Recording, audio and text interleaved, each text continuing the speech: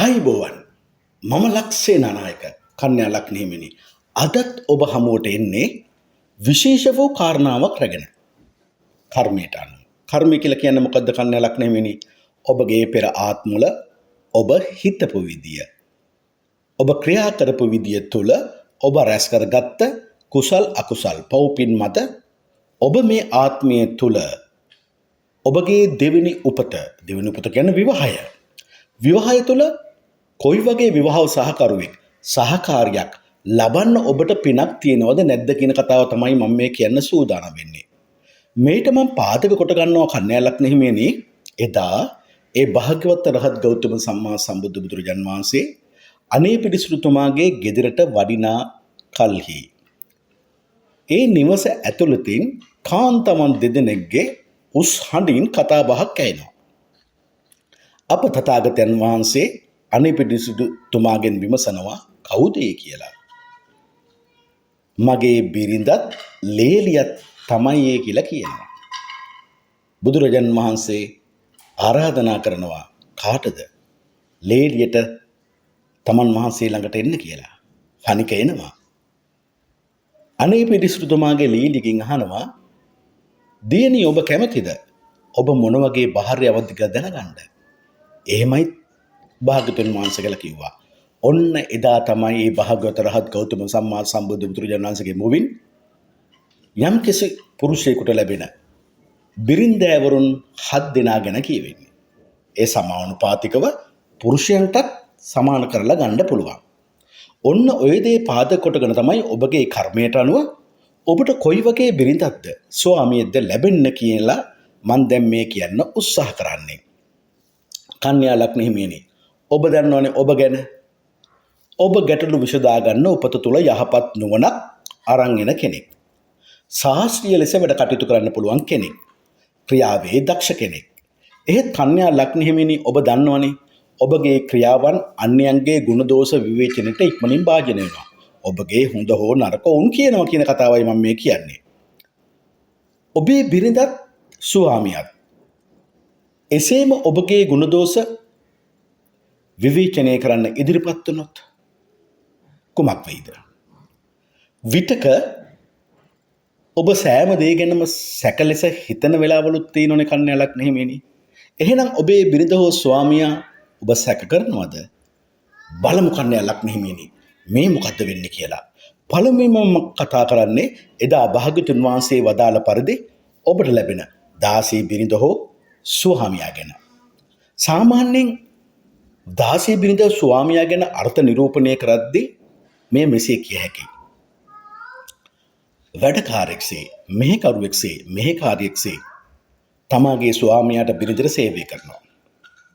කොච්චර ඇනුම් බැනුම් කීවත් පහර දුන්නත් ඒවා ඉවසගෙන වෛරයක් ඇති නොකරගෙන මෛත්‍රිය සහගතව ක්‍රියා කරනවා. කිසිම හේතුවක් නිසා තම ස්වාමියා බිරිඳ අතහැරලා යන්නේ නැහැ.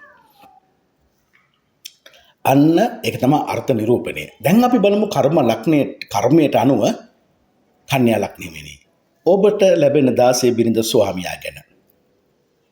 ඔබට ගැටලු බාධක සතුරුකම් හනුවේ පීඩා විඳිද්දී ඔබව එයින් ගලවා ගන්න ඔබට පළමුව අත දෙන්නේ ඔබගේ ජීවිතය තුළ මේ කියන දාසේ බිරිඳ හෝ ස්වාමියා.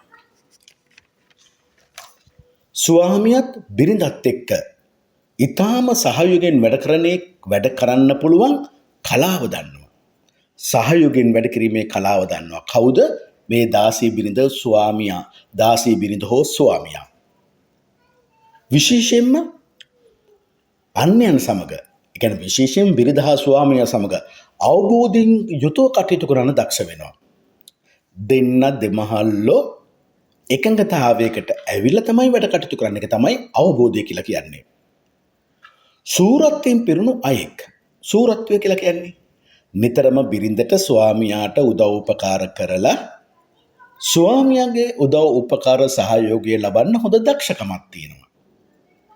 අන්නයට උදව් උපකාර කරලා අන්‍යයන්ගේ උදව් උපකාර තුළ තමාගේ ඉලක්ක කරා යන්න දක්ෂ වෙන කෙනෙක්. මේ දාසී බිරිඳ හෝ ස්වාමියා මෙවැනි බිරිඳක් ස්වාමියෙක් ලැබුණු විට කන්‍යා ලක්ෂ්මීහිමිනි ඔබ ධනයෙන් කීර්තියෙන් පොහොසත් අයෙක් බවට පත් වෙනවා. මේ විවාහයෙන් පසුව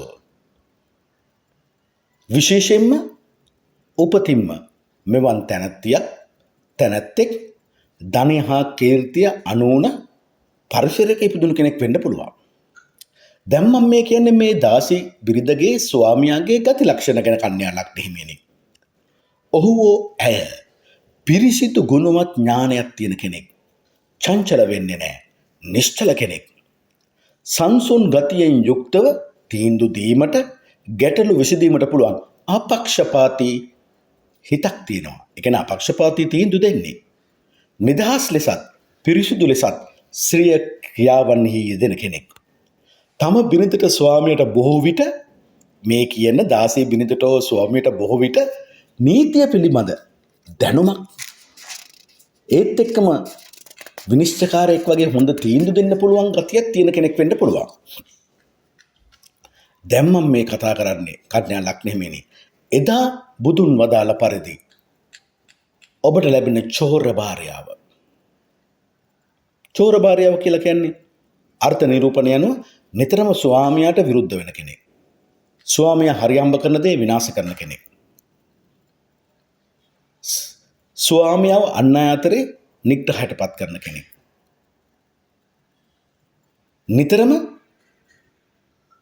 සණ්ඩු කරන්න දක්ෂ කෙනෙක්. හැබැයි මේ කන්‍යා ලග්න හිමියන්ට ලැබෙන මේ චෝර භාර්යාව ස්වාම පුරුෂයා ගැන මම මේ කියන කරුණ හොඳට අහන්න. පස්සේ අපි තීරණය කරමු ඇත්තටම කන්‍යා ලග්න හිමියන්ට මෙවැනි චෝර භාර්යාවක් ස්වාම පුරුෂයෙක් ලැබෙන්න පෙර අකුසලයක් තියනවද නැද්ද කියලා. බොහෝ විට මේ භාර්යාව ස්වාමියා තමන්ට විරුද්ධව තමන්ගේ ජීවන ගමනට බාධා පමුණුවන රෝගී වෙන නිතර රෝගී වන බිරිඳක් හෝ ස්වාමියෙක් ලබන්න තරම් කර්මයට අනුව ඔබ පව් කරලා නැහැ. මෙම බිරිඳට ස්වාමියාට ගැටලු ප්‍රශ්න හමුවේ එයින් නැගී සිටීමට එඩිතරව නැගී සිටීමේ හැකියාවක් තියෙනවා. ඕනම විරුද්ධකාරයෙක් වුවත් මිත්‍ර කරගන්න පුළුවන්. ලෙන්ගතුකම් පවතිනවා බුද්ධිමත්. අන් අය සමග සහයෝගයෙන් කටයුතු කරන්න පුළුවන්. එවැනි නිසා මේ එන අර්ථකථනයත් එක්ක කන්‍යා ලග්න හිමියන්ට එවැනි චෝර භාර්යාවක් හෝ ස්වාමියෙක් ලැබෙන්න අවස්ථාවක් නැහැ. විරලයි. ඒ නිසා ඔබට නිතරම බාධක හමුවේ පීඩා හමුවේ නැගී සිටින එඩිතර බිරිඳක් හෝ ස්වාමියෙක් ලැබෙන්න තියෙනවා. එයත් ඔබට වාසනාවන්තකමක්. දැන් අපි කතා කරමු ඒ භාග්‍යවත් රහත් ගෞතම සම්මා සම්බුදු බුදුරජාන් වහන්සේ එදා අනේ පිළිසිරු තුමාගේ ලේලියට වදාළ තුන්වෙනි භාර්යාව ස්වාමියා. චෞරේ භාර්යාව හෝ ස්වාමියා.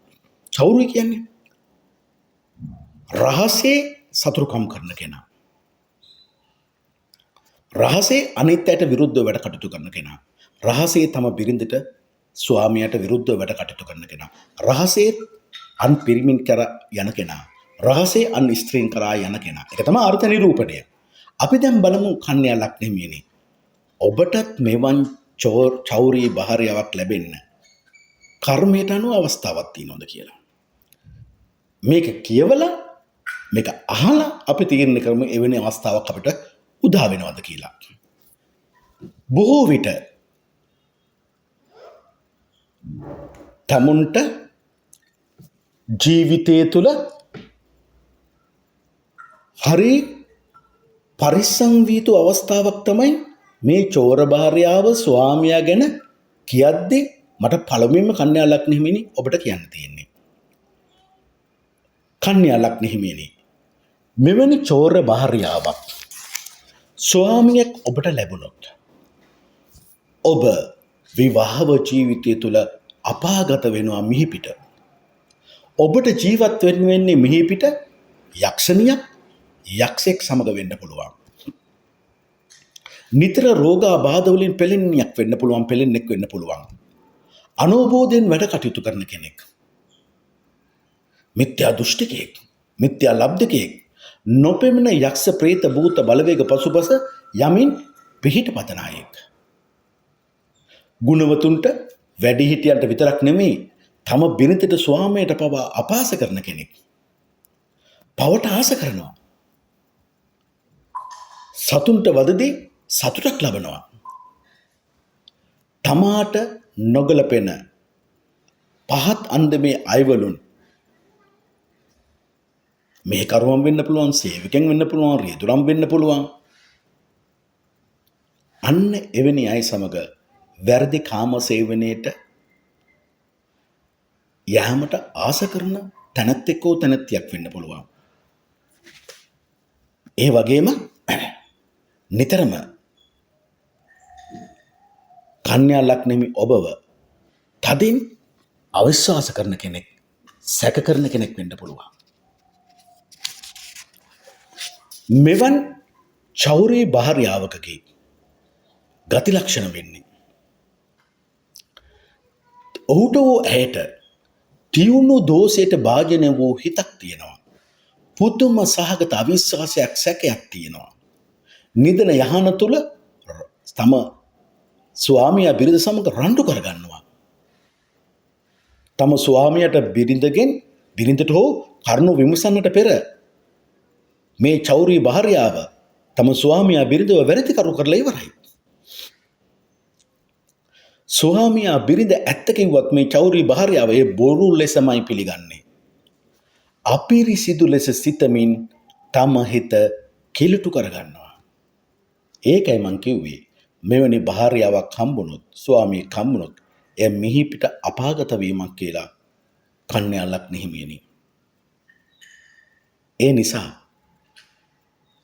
ඔබ ආදරය කරන අයෙක් නම්, නිතරම ඔබ අවිශ්වාස කරන කෙනෙක් නම් ඔබ සැලකිලිමත් විය යුතුයි.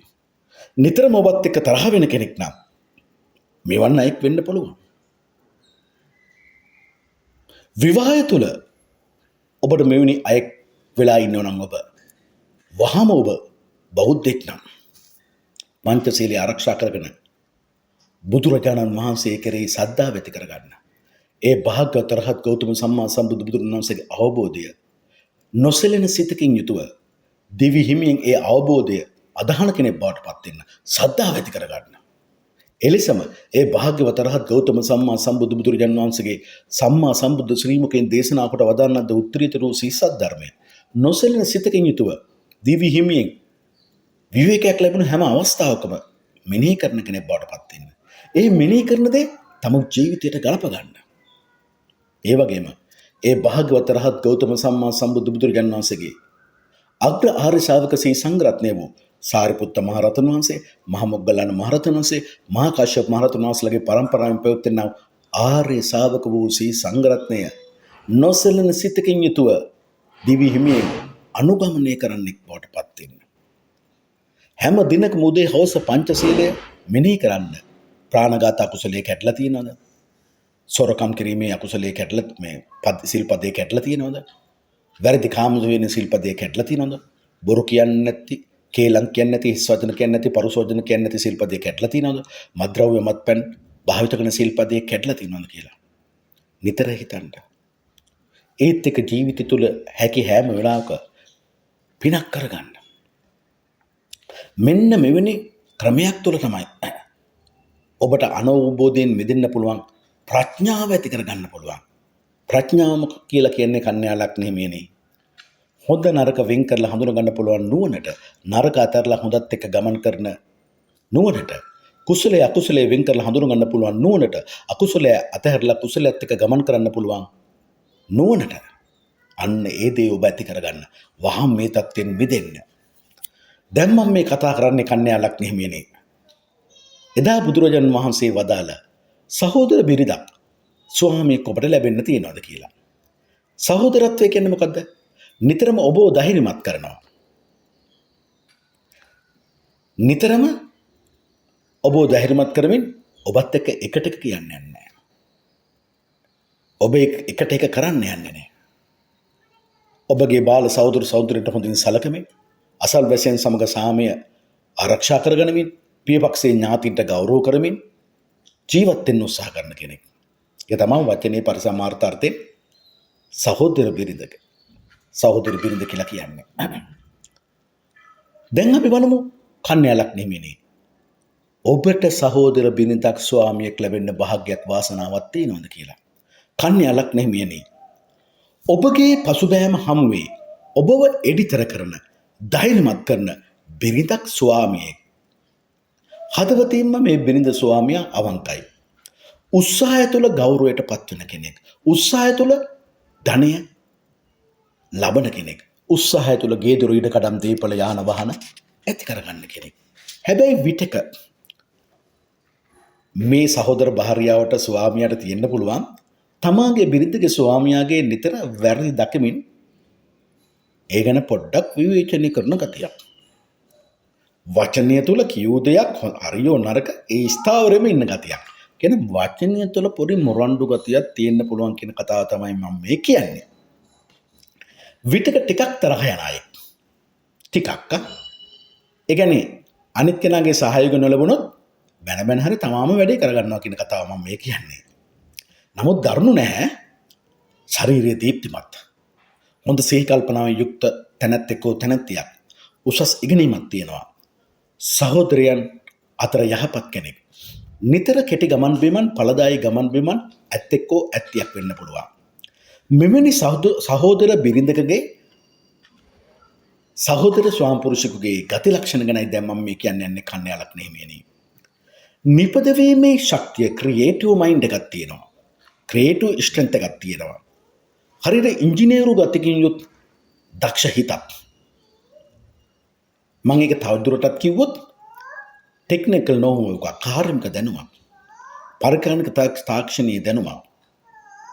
ජන සංවේදන මාස් කොමියුනිකේෂන් දැනුමක්. හොඳට ලියන්න පුළුවන් හැකියාවක්. ගබඩාකරණය ඒත් එක්කම ප්‍රවාහනය පිළිබඳ හොඳ දැනුමක්. හොඳට වාහනය ඩ්‍රයිව් කරන්න පුළුවන් ගතියක්.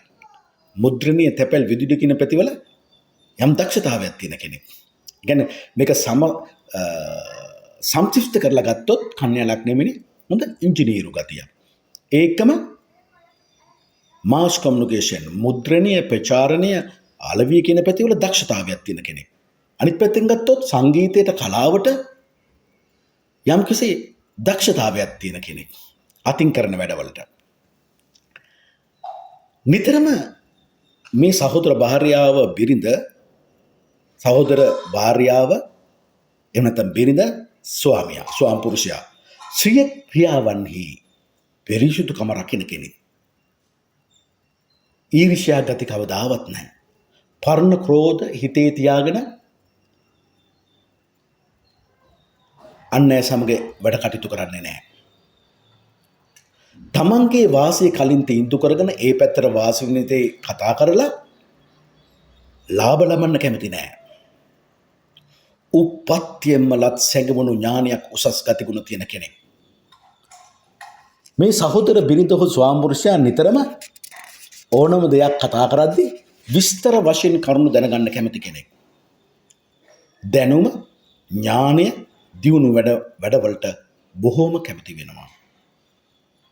දැන් මම මේ කතා කරන්නේ කන්‍යාලක් නෙමෙයි. එදා බුදුරජාන් වහන්සේ වදාළ පරිදි ඔබටත් මාතෘ බිරිඳක් ස්වාමියෙක් ලැබෙන්න තියෙනවද? අපි අහලම් බලමු. දැන් සාමාන්‍ය මාතෘ බිරිඳක් මාතෘ ස්වාමියක් කියන්නේ වචනේ පරිසමාර්ථාර්ථයෙන් අර්ථ නිරූපණයක් දෙද්දී බුදුරජාන් වහන්සේ සිය ඕනම මවක්ව සමාන කර දෙන මහා බ්‍රහ්මයාට ගෙදර බුදුන් ලෙස. එහෙනම් බෝසත් ගුණ තියෙන කෙනෙක් තමයි වචනේ පරිසමාර්ථාර්ථය තුල අම්මා කෙනෙක් වෙන්න සුදුසු වෙන්නේ.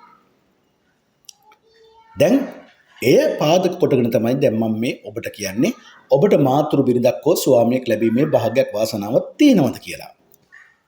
ගැටලු බාධක හමු වේ. එම සතුරුකම් එම ගැටලු ජයග්‍රහණය කිරීමට ඔබට පූර්ෂ වීරිය ලබා දෙන්න. ඔබව පරාර්ථකාමී ලෙස සිතන්න පුරුදු කරන්න. අවංක කරන්න. ඒ මාර්ගය කියා දෙන්න යම්කිසි උත්සාහයක් ගන්න බිරිඳක් තමයි මේ මාතෘ බිරිඳ හෝ මාතෘ ස්වාමිපුරුෂයා ඔබේ ලක්ෂණයට අනුව. ගති ලක්ෂණ ගැන කතා කළොත් තමන්ගේ වාසියට යොදාගත් උපායේ දක්ෂ හැරුණු පැත්තට තමාට වාසි වනසේ ක්‍රියා කිරීමේ දක්ෂකමක් ඇති තම බිරිඳ ස්වාමියා තමාගේ කතාව තුළ තමා වෙත හරවා ගැනීමේ දක්ෂතාවයක් තියෙනවා. බිරිඳ ස්වාමිය විතරක් නෙමෙයි ගෙදර ඉන්න අන් අයවත් තමන්ගේ කතාවේ දක්ෂතාවය තුළ තමන් වෙත හරවා ගැනීමේ දක්ෂතාවයක් තියෙනවා. බය සැක නැතුව දවසින් දවස අදහස් වෙනස් කරන කෙනෙක්. බොරුවක් කීවත් එය තමන්ගේ වාසියට හරවා ගන්න දක්ෂ වෙනවා. හොඳ පැහැදිලි ලෙස තමාගේ වාසිය පිණිස වූ වැඩට සීමා කරගත්. ඒ අනුව එයට යොදිය හැකි කූට ඥානයකුත් තියෙනවා. ඒ කියන්නේ තමා කළ කී දේ හරි හැටියට ඔප්පු කරන්න දක්ෂයෙක්. එතනට ඒ වෙලාවට ඕන විදිහට ක්‍රියා කරලා අන්‍යයන් තමා වෙතට හරවා ගන්න දක්ෂයෙක්. සමහර විට බොරු බව දැනත් අන්‍යයන් ඔහුගේ ඔයගේ කතාවට සවන් දෙනවා. හැබැයි කන්‍යා ලග්නෙහිමියනි ඔබට යම්කිසි වාසනාවක් පවතිනවා. මාතෘ බිරිඳට සමාන මාතෘ ස්වාමිපුරුෂයෙකුට සමාන බිරිඳක් හෝ ස්වාමියෙක් ලබන්න. පින තියෙනවා. මන්ද හදවතින් බොහෝ අවංකයි. පංචශීලයේ කඩන්න උත්සාහ කරන්නේ. අර බොරු කියනවා කියන්නේ බොරුම නෙමෙයි. කතාවට දක්ෂයි. තමා වචනයක් කිව්වොත් ඒක හරි කියලා ඔප්පු කරගන්න පුළුවන් දක්ෂතාවයක් එතන තියෙන්නේ. ඒතකොට අවංකකම තියෙනවා. පුරුෂ වීරිය තියෙනවා. පරාර්ථකාමී සිතිවිලි තියෙනවා. එනේ අම්මා කෙනෙක්ගේ පූර්ණ ගතිගුණ වෙන්නේ. ඒත් එක්කම බුද්ධිමත්. රහසක් එහෙම කිව්වොත් ඒ අම්මා කාටවත් ප්‍රකාශ කරන්නේ නැහැ. මේ බිරිඳ මේ ස්වාමියා. ඒ වගේම උත්සාහවන්තයි. එහෙමනම් ගේදොර ඉඩකඩම් දීපල යාන වාහන තියාගෙන ජීවත් වෙන්න පුළුවන් විවාහයක් තමයි මෙවැනි බිරිඳක් ස්වාමියෙක් ඔබට ලැබුණොත්. දැන් මම මේ කතා කරන්න යන්නේ. ඒ භාග්‍යවතුන් රහත් ගෞතම සම්මා සම්බුදු බුදුරජාණන් වහන්සේ එදා අනේ පිළිසිටු තුමාගේ ලේලියට වදාළ පරිදි ඔබටත් මේ ජීවිතය තුළ මිත්‍රශීලී බිරිඳක් ස්වාමියෙක් ලැබෙනවද කියලා. මේ මිත්‍රශීලී ස්වාමියා බිරිඳ ගැන කතා කරද්දී මම මෙහෙම කියන්නම්. ඕනම ගැටලුව බාධකයක් සතුරුකමක් තමා සතු මිත්‍රශීලී හැකියාවන් සමාජශීලී හැකියාවන් තුළ පරදව ජය ගන්න පුළුවන් තැනැත්තෙක්. මිත්‍රශීලී ලෙස තම ගැටලු බාධක ජය ගන්න පුළුවන් හැකියාවක් තියෙනවා. ඒ නිසාම ධනයෙන් කීර්තියෙන් බලයෙන් යුක්ත අයෙක් බවට පත් වෙනවා. හැබැයි කොපමණ තිබුණත් ධනය, කොපමණ කීර්තිය තිබුණත්, කොපමණ බලය තිබුණත් අනුන් තලා පෙලා හෝ ධනය රැස් කිරීමේ ආසාවකුත් තියෙනවා. ඒ කියන්නේ වැඩ කරන්න තියෙන පැය 8 නම් තව පැය 4-5ක් වැඩිපුර තියාගෙන කොහොම හරි වැඩේ ගන්නයි බලන්නේ. ඒකයි මං කිව්වේ තලා පෙලා කියන ගතිය. හැබැයි වැටුප් නොදෙන කතාවක් මෙතන නැහැ. මානසික කරලා වැඩ ගන්නවා කියන කතාව විතරයි මෙතන තියෙන්නේ. දරුවන් මද කෙනෙක් වෙන්න පුළුවන්. අඩු කෙනෙක් වෙන්න පුළුවන්, එක්ක නැතිම වෙන්න පුළුවන්. එක්ක එක්කෙනෙක් දෙන්නෙක් නැත්නම් නැතිම වෙන්න පුළුවන්. ව්‍යාපාර වලින් ලාභ ලබනවා. ව්‍යාපාරික ඥානයක් තියෙනවා. උසස් පෙළේ මිත්‍රයන්ගෙන් දියුණුවට තමන්ගේ දියුණුවට උදව් ලැබෙනවා. මිත්‍රයන් ආශ්‍රය කිරීමට යහපත් කෙනෙක්. සමාජය තුළ කීර්ති ප්‍රශංසා ලබනවා. මෙවැනි බිරිඳක් ස්වාමියෙක් තුළ, ඒ කියන්නේ මිත්‍රශීලී බිරිඳක් ස්වාමියෙක් තුළ ඔබට තියෙන ගති ලක්ෂණ. මේ බිරිඳට ස්වාමියාට තියෙන ගති ලක්ෂණ ගැනයි මම මේ කියන්නේ. යහපත්, අතිපිරිසිදු, දූරදර්ශී නුවණක් තියෙනවා. විශ්වාසවන්තයි ඕන කෙනෙකුට. තම බිරිඳට ස්වාමියාට විශේෂයෙන් විනිවිද පෙනෙන තියුණු ගතියක් තියෙනවා. කරන දෙයින් ලබන ප්‍රතිඵලය ගැන දැක්මක් තියෙන කතාව තමයි එතනින් කියන්නේ. මිනිස් ගතිය අධිකයි. මිනිහෙක්ගේ දුකක් තේරෙන නැත්නම් ස්වාමියාගේ බිරිඳගේ දුක තේරෙන කෙනෙක්. අසරණ සරණ සමාජීය කටයුතු වලට බොහොම හිතවත් කෙනෙක්. අනුන්ගෙන් වීදම් කරන්න අකමැති. තම බිරිඳගෙන් ස්වාමියාගෙන් හෝ වීදම් කරන්න අකමැති. ධනය පොඩි ගහ ගන්න හිතෙන්නේ නැහැ. මෙවැනි බිරිඳක් හෝ ස්වාමියෙක් කන්‍යා ලග්නෙකින් ඔබට ලැබුණොත් ඔබ වැරදි මාවතක යනවා නම් ඔබව ඒ වැරදි මාවතෙන් ගලවලා නෙවැරදි තියන්න පුළුවන් සත්පුරුෂ බිරිඳක් හෝ ස්වාමියෙක් වීමට නියමිත කෙනෙක් තමයි කන්‍යා ලග්නෙහිමිනි ඔබට මිත්‍ර භාර්යාවක් හෝ ස්වාමියෙක් විදිහට කර්මයට අනුව ලැබෙන්න තියෙන්නේ. දැන් මම මේ කතා කරන්නේ අවසාන බිරිඳ ස්වාමිය ගැන. දා බුදුරජාන් වහන්සේ අනේ පිටිසුරුතුමාගේ ලේලියට වදාළා. ආර්ය හෝ ළමාතනි භාර්යාව ස්වාමියා. ඒ කියන්නේ හොඳට ඇඳගෙන පැළඳගෙන අනුන්ගෙන් වැඩ ගන්න කෙනෙක්. නිතරම බිරිඳ ස්වාමියාව යටපත් කරගෙන තියාගෙන ඉන්න කෙනෙක්. මම තමයි ලීඩර්, මම තමයි නායකයා, මම තමයි ගෙදර ලොක්කා. අන්න එවන් කෙනෙක් ගැනයි මම මේ කතා කරන්නේ. නිතරම ප්‍රධානත්වයේ, නායකත්වයේ, මූලිකත්වයේ බලාපොරොත්තු වෙන වැඩ කරනවා. විශේෂයෙන්ම මේ බිරිඳ හෝ ස්වාමියාට යම්කිසි වාසනාවකුත් තියෙනවා. විදේශගතව රැකියා කිරීමේ වාසනාවකුත් තියෙනවා. එහෙම නැත්නම් විදේශගත සම්බන්ධතා තුලින් ධනයක් උපයා ගැනීමට හැකියාවකුත් තියෙනවා. බාධක ගැටලු ජයගන්නේ සමාසතු නායකත්වයේ දක්ෂතාවය තුල සිටිමින්. එන්නේ පරාජය වෙන්න කැමති නැහැ. කිසි විටක තමාගේ තත්වයට වඩා ඉහළින් තම බිරිඳ හෝ ස්වාමියා ඉන්නව දකින්න කැමති නැහැ. තමාට වැඩි පහළින් ඉන්න ඕන. ඇයි? මේ බිරිඳට ස්වාමිට ඕනව නම්බර් 1 පෝස්ට් එක. විශේෂයෙන්ම දින නරකම ගති පුරුද්ද තමයි තම බිරිඳ තම ස්වාමියා ගැන, තම බිරිඳගේ ස්වාමියාගේ වෘත්තීය තත්ත්ව ගැන, තම බිරිඳගේ ස්වාමියාගේ නායකත්ව රාජකාරී කිරීමේ හැකියාවන් පිළිබඳ තෘප්තිමත් භාවයකට පැමිණෙන්න බෑ. නිතරම අවිශ්වාසකමක් ඇති කරනවා. තම බිරිඳගේ ස්වාමියාගේ වැරදි බලන හිතක් තියෙනවා. ඒ නිසා තම ස්වාමියා බිරිඳ මුල් කොටගෙන මේ ආර්ය ළමාතනේ භාර්යාවට ස්වාමියාට තෘප්තිමත් වෙන්න බැරි ගතියක් තියෙනවා. ඒකම පුළුවන් තරම් තමාගේ බිරිඳගේ ස්වාමියාගෙන් ඒ බිරිඳ ස්වාමියා උපේන දේ ගන්නමයි බලන්නේ. වියදම් කරවන්නමයි බලන්නේ. ගත්ත දෙයක් හැබැයි ආපහු දෙන්නේ නැහැ. ඒත් තමාගේ වැඩ කටයුතුට අති දක්ෂ වෙනවා. තමාගේ වැඩ කටයුතු සකසුරම් ලෙස හොඳින් කරගන්නවා. ඒත් එක්කම බිරිඳගේ ස්වාමියාගේ පොකට් එකට විඳින්න හරි දක්ෂයි. ඒ කියන්නේ බිරිඳගෙන් ස්වාමියාගෙන් කොච්චර වීදම් කෙරෙව්වත් ඒක හිතට මදි වගේ. තවත් වීදම් කරන්න තිබුණානේ අප්පා. තවත් මට යගෙන් ගන්න තිබුණානේ. අන්න ඒම හිතන බිරිඳක් ස්වාමිය. හිතලා බලන්නකෝ කන්‍යා ලග්නෙමිනි ඔබට මේ වගේ කෙනෙක් හම්බුනොත් කොහොම හිටීවිද කියලා. දැන් ඔබ දන්නවා. ඔබට ලැබෙන්න ඉන්න බිරින්දෑවරුන් ස්වාම පුරුෂයන් ගැන. අවිවාහක නම් ඔබ තීරණය කරන්න මොන වගේ බිරිඳක් ස්වාමියෙක් ඔබට ලැබෙනවට කැමතිද? මම මොකද සියලු විස්තර ගති ලක්ෂණ කියලා තියෙන්නේ. විවාහක නම් ඔබට දැන් නිවැරදි වෙන්න පුළුවන් අවස්ථාව තියෙනවා. එවැනි නිවැරදි වීමේ අවස්ථාවක් තියෙන්නේ මනුෂ්‍ය ලෝකයේ ඉපදෙන අපිට විතරයි.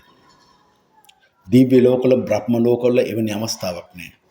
ඔවුන් පිනක් සහිතව ඉපදෙනවා දිව්‍ය ලෝකවල බ්‍රහ්ම ලෝකවල. ඒ පින තියෙනකන් ඔවුන් සමාන ලෙස සැප විඳිනවා. ඊට පසු එතනින් චුත වෙන්න සිදු වෙනවා. ඒක නරකාටීදකද උසස් ආත්මික කියලා අපි දන්නේ නැහැ. ඒ පින වැඩි කරගන්න බෑ. එන සැප විඳින්න. නමුත් සමහර අවස්ථාවල තියෙනවා සම්මා දිට්ඨිපත් දෙවිවරුන්ගේ ආශ්‍රයයට. එහෙමනම් අපිත් මේ ආත්මවල මනුෂ්‍ය ලෝකයේදී ධර්මයේ තුල ගිහිල්ලා මාර්ග ඵල අඩුමතරේ තම්මා දෘෂ්ටියටපත් වුණ කෙනෙක් වෙන්න ඕන. ඒ කියන්නේ චතුරාර්ය සත්‍ය පිළිබඳ අවබෝධාත්මක ඥානයක් තිබිලා නෙක්ඛම්ම සංකල්පයට ඇවිල්ලා සියලු කාමයන් අකුසලයන් අතහැරීමේ පුරුද්දක් අපිට තියෙන්න ඕනේ. අව්‍යාදපාද සංකල්පය, දේවේශීය ක්‍රෝධයේ වෛරය තරහව අමනාපය නැති කරගෙන මෛත්‍රී සාගතව ජීවත් වෙන්න පුළුවන් වෙන්න ඕනේ. අවිහිංසා සංකල්පය, මහා සත්ව කරුණාවෙන් යුතුව මානසිකව ශාරීරිකව සතුටින් ඉන්න පුළුවන් හැකියාව තියෙන්න ඕනේ. ඒ සම්මාදිට්ඨියටපත් වෙලා ඔබේ දිව්‍ය ලෝක වලට ගියොත් එවැනි සම්මාදිට්ඨියට මාර්ගඵලලාභී දෙවරුන්ගේ ආශ්‍රයෙන් ඔබගේ මාර්ගඵලලාභීත්වය දිනු කරගන්න පුළුවන්. එතන තියෙන ලෞකික සැපක් නෙමෙයි. ඒකයි මම කියන්නේ. බුදුන් වදාළ පරිදි මිනිස්සුෙකුට විතරයි වහම වෙනස් වෙන්න පුළුවන් ගති ලක්ෂණිය තියෙන්නේ. පින වැඩි කරගන්න පුළුවන්. නරක පුරුද්ද අතහරින්න පුළුවන්. මන්ද දුක සැප මිශ්‍ර වෙච්ච ලෝකයක ඉපදුණු නිසා. අඟුලිමාල මහරහතන් වහන්සේට පුළුවන් වුණා 999 දිනක් මරලා බුදුරජාණන් වහන්සේගේ වතේලිය පිළි අරගෙන මහරහත් භාවයට පත් වෙන්න. අම්බපාලි අවුරුදු 500ක් තිස්සේ වෛශ්‍යාවක් ගණිකාවක් වෙලා ඉපදෙනවා. නමුත් පෙර පින උපෝද්දාගෙන බුදුරජාණන් වහන්සේගේ වචනය තුල රහත් භාවයට පත් වෙන්න පුළුවන් වුණානේ. එහෙනම් ඒ කන්නැල්ලක් නෙමෙයි. ඔබට බැරි. ඔබට පුළුවන්. මාර්ගය මම පෙන්වලා තියෙන්නේ. හැබැයි මට ඔබව එක්කගෙන යන්න බෑ. මාර්ගය පෙන්වන්න විතරයි තියෙන්නේ. ඔබ එහි ඔබ විසින් යා යුතුයි. ඔබ සැමට තෙරුවන් සරණයි. දෙවි පිහිටයි.